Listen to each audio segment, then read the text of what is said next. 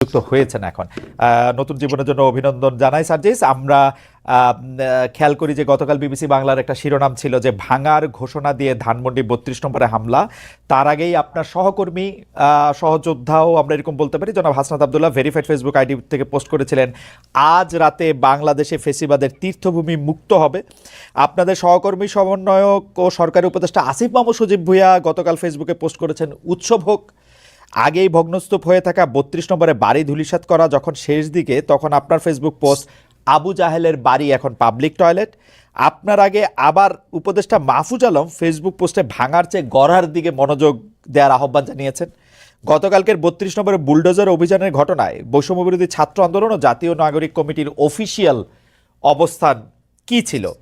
আপনাদের সমন্বয়কদের সবার অবস্থান আমার কাছে একরকম মনে হয় না, নাকি আমার এটা বোঝার ভুল?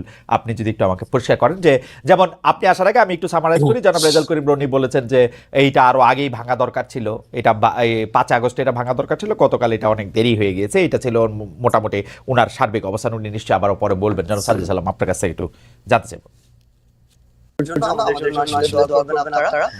আমি যদি বলি আমাদের জায়গা থেকে এই ক্ষেত্রে বৈষম্যবিরোধী ছাত্র আন্দোলন বা জাতীয় নাগরিক কমিটি তাদের জায়গা থেকে যে স্পেসিফিক এই বিষয়ে একটা কোনো অফিসিয়াল স্টেটমেন্ট ছিল বা কোনো একটা অবস্থান ছিল, ব্যাপারটা এরকম ছিল না। ব্যাপারটি ছিল এই যে তীব্র একটা ক্ষোভ, ভাই যে কথা বলেছে সেই জায়গায় আমি সম্পূর্ণ একমত। এই বিষয়গুলো শুধু এটা না, আর এরকম অনেক তীর্থভূমি রয়েছে আসলে, যেগুলো যে চূড়ান্ত যে আমাদের এই পুরো বাংলাদেশের মানুষের যে ক্ষোভ বা এই বহিঃপ্রকাশ, এটা আসলে ৫ই আগস্ট কিংবা ৬ই আগস্ট ওই সময়ে হওয়ার কথা ছিল, হওয়া উচিত ছিল। এটা আসলে অনেক দেরি হয়ে গিয়েছে।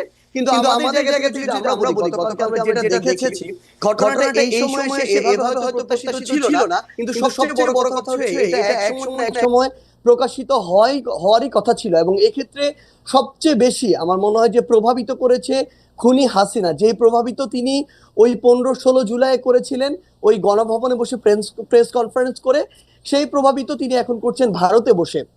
তিনি যখন এখনো তার জায়গা থেকে এমন টোনে কথা বলেন যে এই টোনে তিনি কথা বলেছিলেন ওই জুলাইয়ের আগে, তিনি যখন এখনো তার ভিতরে বিন্দুমাত্র কোনো অনুসূচনা দেখা যায় না, কিংবা তার যে কথা বা এই যে এতগুলো খুন করেছে সেগুলোর জন্য যে দায় নেওয়ার যে বিন্দুমাত্র মানসিকতা, সেটাকে বিন্দুমাত্র অ্যাড্রেস না করে বরং যারা এই অভ্যুত্থানের সাথে সরাসরি সম্পৃক্ত তাদেরকে প্রত্যক্ষ এবং পরোক্ষভাবে বিভিন্ন রকম আবার ওই ট্যাগ দিয়ে যখন উপস্থাপন করার চেষ্টাটা করা হয়, এই যে এতগুলো মানুষকে খুন করা হয়েছে তার নির্দেশে, সেগুলোর জন্য বিন্দুমাত্র তার জায়গা থেকে সহানুভূতি না দেখিয়ে বরং তার ওই পূর্বের ইতিহাস দিয়ে যে সিম্পেথি নেয়ার যে তার একটি প্রক্রিয়া সবসময় তার ভিতরে দেখা গিয়েছে, সেটা যখন তিনি আবারও করেন তখন মানুষের ভিতরে একটা ক্ষোভ তৈরি হয়।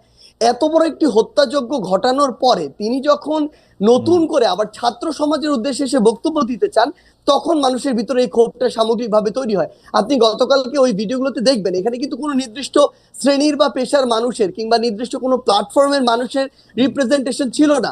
সকলে এই জায়গায় ঐক্যবদ্ধ হয়েছিল যে এই বিষয়টিতে তাদের অবস্থানের ক্ষেত্রে। জনাব সার্জিস আলম, আমার কয়েকটা প্রশ্ন আছে। আপনি কি কালকে শেখ হাসিনার বক্তব্য শুনছেন?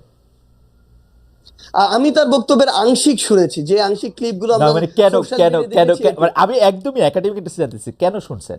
যেমন আমার কোনো শোনার দরকার হয় নাই, আমিও শুনি নাই ভাই, আমার শোনার কোনো দরকারই হয় না। আপনি শুনছেন কেন তাহলে আমি একটু জানতে চাই। না, প্রথম কথা হচ্ছে যে খুব স্বাভাবিকভাবে আপনি দেখবেন সোশ্যাল মিডিয়ায় যে কোনো বক্তব্যের ইন্টারেস্টিং পার্টগুলো ক্লিপ আকারে ছোট ছোট 30 সেকেন্ড 1 মিনিটের ক্লিপ আকারে সামনে চলে আসে।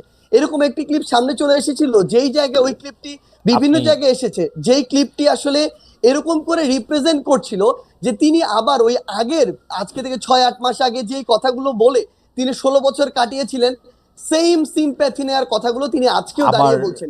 এবং আপনার কাছে কি সিম্প্যাথি, মানে আপনি কি সিম্প্যাথি ওনার জন্য সিম্প্যাথি পাইছিলেন? আপনি মানে ওনার জন্য সিম্প্যাথি হয়েছিল ওনার বক্তব্য শুনে? ভাই সবচেয়ে বড় কথা হচ্ছে কি, মানে এই যে মানে আমি কেন এই প্রশ্ন করতেছি, যে আমার কাছে মনে হয় গত 15 বছর ধরে শেখ হাসিনা বাংলাদেশ শাসন করছেন। এর মধ্যে গত 10 বছর ধরে, বিশেষ করে 2014 সালের পর থেকে উনি যতবার যত জায়গায় বক্তৃতা দিচ্ছেন সেটা জোর করেই দিচ্ছেন। জোর করে দিচ্ছেন বলতে তিনি যেন প্রধানমন্ত্রী বিটিভিতে ছিলেন, ইয়াতে ছিলেন, জোর করে দিচ্ছেন, আমাদের জোর করে শুনতে হয়েছে। এখন তো এটা আমাদের জোর করে শোনার বিষয় না।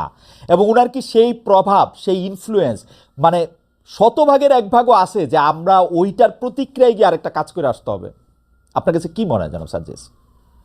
না দেখুন, সবচেয়ে বড় কথা হচ্ছে যে আমরা আমাদের জায়গা থেকে, মানে কেউ এটা ব্যক্তিগত জায়গা থেকে গিয়ে এই বিষয়টি করেছে এরকম না। মানুষ হয়তো বা মানুষের ভিতর আমার মনে হয় এখন এই বিষয়টি কাজ করছে যে আমাদের আসলে যেই কাজগুলো 5ই অগস্ট বা ওই সময়টাতে করা দরকার ছিল, যেগুলো এখন আমাদের জায়গা থেকে বাকি রয়ে গিয়েছে, মানুষের এই ক্ষোভটা সামগ্রিকভাবে শুধুমাত্র ওই হাসিনা বক্তব্য দিচ্ছে এই জন্য তৈরি হচ্ছে, ব্যাপারটা এরকম না।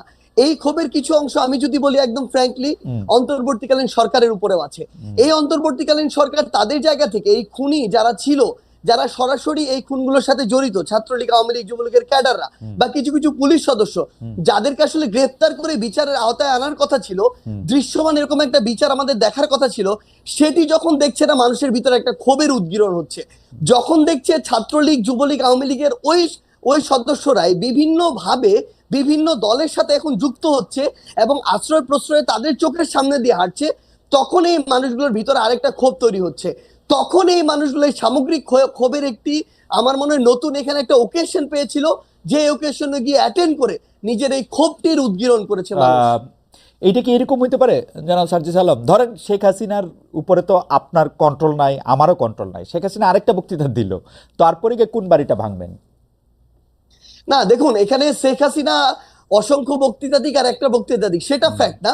তবে মানুষের ভিতরে এই যে ক্ষোভ, যেই ক্ষোভটা আসলে মানুষের একটা ভিতরে 5ই অগস্টের পরে, যে কথাটি গতকালকে আমরা দেখলাম যে আমাদের উপদেষ্টা মাহফুজ ভাই যিনি রয়েছেন তিনি বলেছিলেন যে মানুষ ভাঙাটা এক পাশে রেখে গড়ার দিকে মনোযোগ দিচ্ছিলেন, কিন্তু মানুষ যখন দেখছিলেন তার যেটুকু ন্যূনতম চাওয়া, ওই চাওয়াটুকু বিচারের ক্ষেত্রে হোক বা অন্যান্য পলিটিক্যাল স্পেয়ারে হোক, যেটা মানুষ এক্সপেক্ট করে, ওইটুকু যখন প্রত্যাশিত অনুযায়ী পাচ্ছে না, তখন মানুষের এই ক্ষোভের উদ্গীরণটা বিভিন্ন কারণে হচ্ছে এবং ঘটছে। এবং সবচেয়ে গুরুত্বপূর্ণ বিষয় হচ্ছে শেখ হাসিনা আগামীতে, আমি ধরে নিচ্ছি 1 মাস পর কোনো বক্তব্য দিলেনও না, কিন্তু আজকে থেকে 2, 3, 4 মাস পরে আমরা যদি এই দৃশ্যমান শহীদ পরিবারের কিংবা যারা আমাদের আহত যোদ্ধারা রয়েছেন তাদের এই রক্তের বিচারগুলো দৃশ্যমান না দেখি, দেখবেন শেখ হাসিনার বক্তব্য দেয়া লাগবে না, আমরা শহীদ পরিবার কিংবা আহতদেরকে সাথে নিয়ে হয়তোবা এরকম রাস্তায় আমাদেরকে নিয়ে নেমে যেতে হবে এরকম একটা দৃশ্যমান বিচারের জন্য।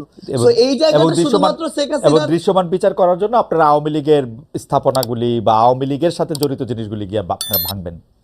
এটা আওয়ামী লীগ না। সবচেয়ে বড় কথা হচ্ছে কি, দেখেন আওয়ামী লীগ বলে এমন কিছু এখানে বিষয়কে নিয়ে আসা হচ্ছে, আওয়ামী লীগের সবাই, আমরা যে স্পষ্ট করে বলি, আওয়ামী লীগের যে মানুষগুলো এই বিষয়গুলোর সাথে জড়িত ছিল, হত্যাযজ্ঞের সাথে, খুনের সাথে, ফ্যাসিজমের সাথে, স্বৈরাচারের সাথে, এবং তারা যেগুলোকে সিম্বল, এক প্রকার উপাসনালয় হিসেবে তৈরি করে সিম্বলাইজ করে এতদিনের রাজনীতিটা করেছে, মানুষের ক্ষোভ ওই জায়গায়।